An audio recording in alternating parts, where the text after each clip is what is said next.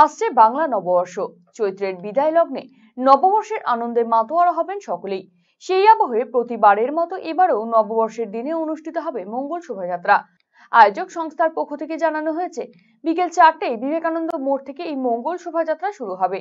শেষ হবে Raiganj rail station চত্বরে। সেখানে অনুষ্ঠিত হবে সাংস্কৃতিক অনুষ্ঠান। এই শোভাযাত্রায় বাংলার সংস্কৃতি এবং কৃষ্টি তুলে ধরা হবে। বর্তমানে শেষ মুহূর্তে চলছে তারই প্রস্তুতি। আচ্ছা, এবার মঙ্গল শোভাযাত্রায় আমাদের কারুশিল্পের যে বিভিন্ন কাজ, যেটা প্রায় 15-20 দিন ধরে আপনারা এখানে দেখছেন, এই কাজগুলো তো হচ্ছেই। তার সঙ্গে নিচে আমাদের প্রায় 7-8টা বড় মডেল থাকছে, যার মধ্যে টেরাকোটা টাট্টু ঘোড়া, তারপরে থাকছে ট্যাপা পুতুল, যেটা আমাদের বাংলা সংস্কৃতিতে খুব চলে, মেলাগুলোতে দেখবেন। তাছাড়া নীলকণ্ঠ পাখি, পেঁচা, তারপরে আছে মঙ্গল ঘট, এরকম আরও বেশ কয়েকটি বড় বড় মডেল এবছর থাকছে। ঠিক আছে, রায়গঞ্জের প্রায় 40টা সাংস্কৃতিক, সামাজিক এবং ব্যবসায়িক প্রতিষ্ঠান এই আয়োজনের সঙ্গে যুক্ত আছে।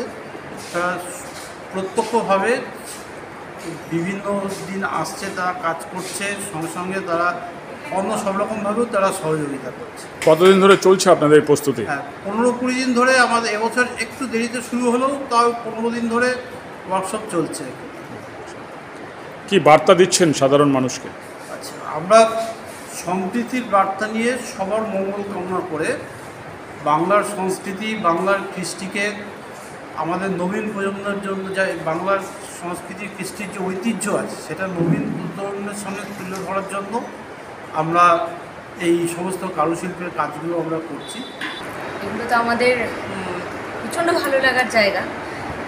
শিল্প, নতুন নতুন জিনিস তৈরি করা, আমাদের সংস্কৃতিকে তুলে ধরা, এর চেয়ে ভালো লাগার বিষয় আর কি হতে পারে।